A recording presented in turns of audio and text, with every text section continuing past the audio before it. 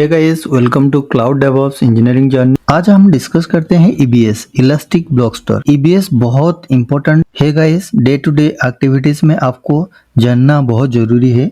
EBS में हम लोग क्या करते हैं, जब एक हम EC2 इंस्टेंस क्रिएट करते हैं, ऑटोमेटिकली बैकअप में ईबीएस क्रिएट हो जाता है।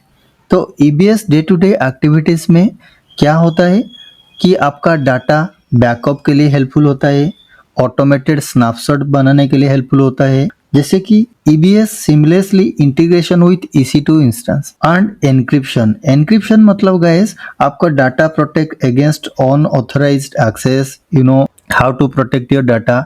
ये सारे चीज एक्टिविटीज के लिए आपको बहुत हेल्पफुल होता है EBS। जब हम एक EC2 इंस्टेंस क्रिएट करते हैं, बाय डिफॉल्ट आपका EBS क्रिएट हो जाता है। EBS nothing but guys, for an example, जैसे कि आपका पास एक लैपटॉप है। जब आप लैपटॉप परचेस कर लेते हैं तो लैपटॉप का साथ बाय डिफॉल्ट एक हार्ड डिस्क होता है गाइस। ये हार्ड डिस्क क्या है गाइस कि आपका data storage backups. Similarly guys, जब आप एक लिनक्स सर्वर हम क्रिएट करते हैं, EBS उनका क्या होता है कि स्टोरेज हार्ड डिस्क है। जो भी हम काम करते हैं यहाँ पे डे टू डे एक्टिविटीज में, तो EBS में सारे डाटा आके वहाँ पे स्टोर हो जाता है। तो जब डाटा स्टोर हो जाता है, हम क्या करते हैं, EBS को हम एक स्नैपशॉट में कन्वर्ट कर देते हैं। फिर स्नैपशॉट को हम क्या करते हैं, कोई बकेट के अंदर सेव करके रखते हैं फॉर फ्यूचर पर्पस। कभी कुछ एक्सीडेंटली कुछ हो गया सर्वर का साथ, तो हम लोग क्या करते हैं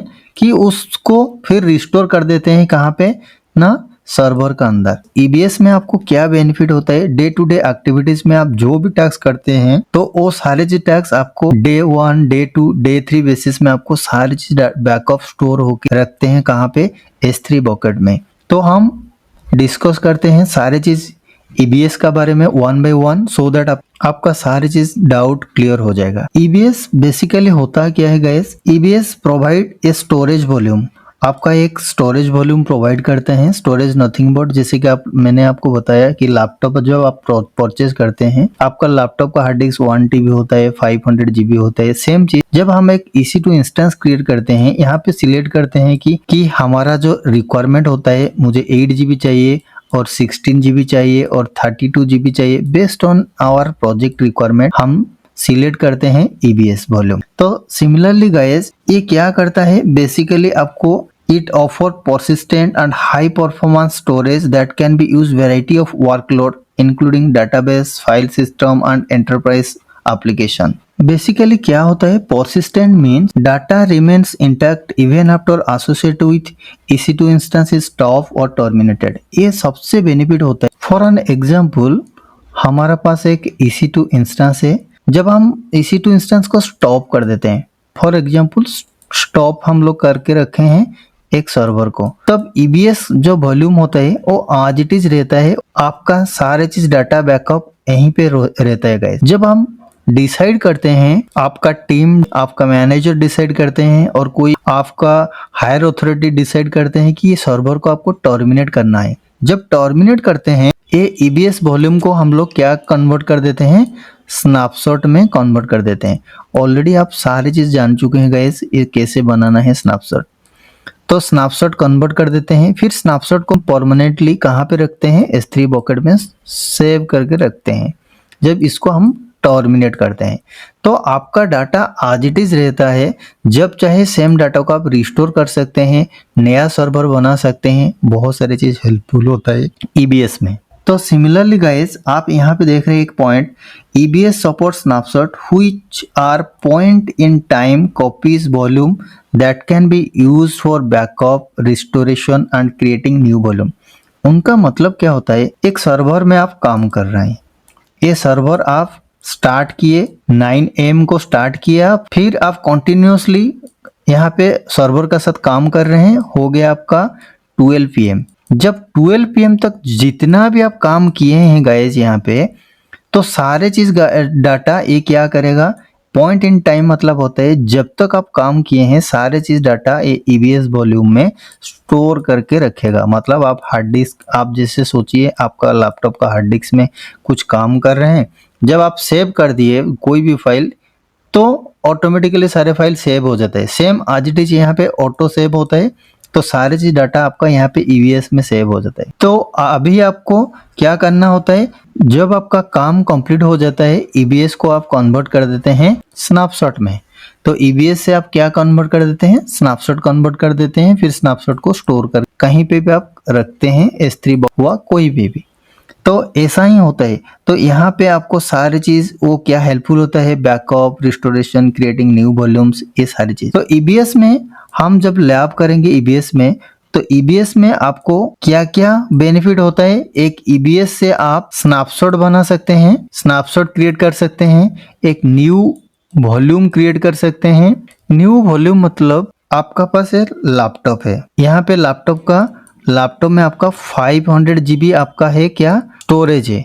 आप सोच रहे हैं कि मुझे 500 GB मुझे एनफ नहीं है, मैं तो बहुत सारे काम कर रहा हूँ, मुझे एक्स्ट्रा मुझे 500 GB ऐड करना है मेरा लैपटॉप में।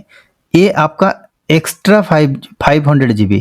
तो ये जब 500 GB आप लैपटॉप का अंदर ऐड करेंगे, फिर आपको शॉपिंग मॉल जाना पड़ेगा, फिर परचेस करना पड़ेगा, फिर आपको वहां पे लैपटॉप में सारी चीज ऐड करना पड़ेगा। सिमिलरली गाइस, आपका एक सर्वर चल रहा है, जो सर्वर में आपका रिक्वायरमेंट हुआ कितना 32 GB फॉर एन एग्जाम्पल।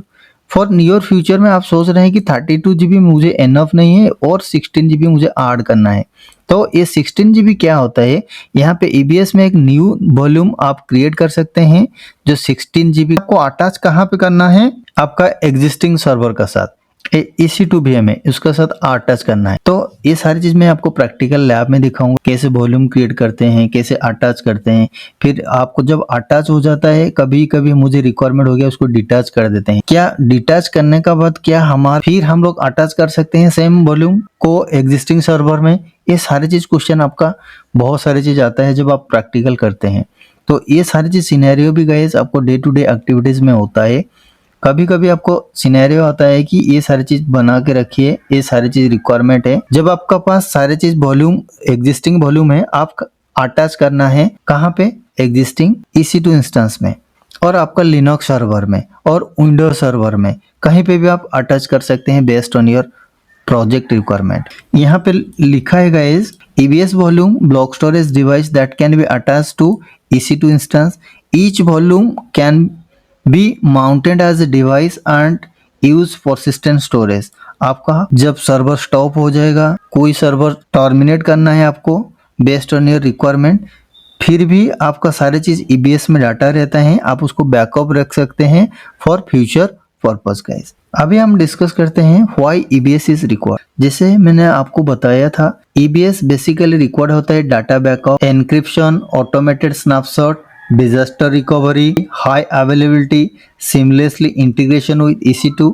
ये सारे चीज के लिए गाइस आपको रिक्वायरमेंट होता है इलास्टिक ब्लॉक स्टोर। बिकॉज जैसे हम बहुत सारे प्रैक्टिकल लैब कर चुके हैं अभी, तो डाटा बैकअप कैसे होता है डे टू डे एक्टिविटीज में, आपको कैसे EBS से आपको कैसे स्नैपशॉट बनाना है, फिर स्नैपशॉट से कैसे आपको सर्वर क्रिएट करना है, आप ऑलरेडी जान चुके हैं guys. EBS provide low latency storage making it suitable performance sensitive application.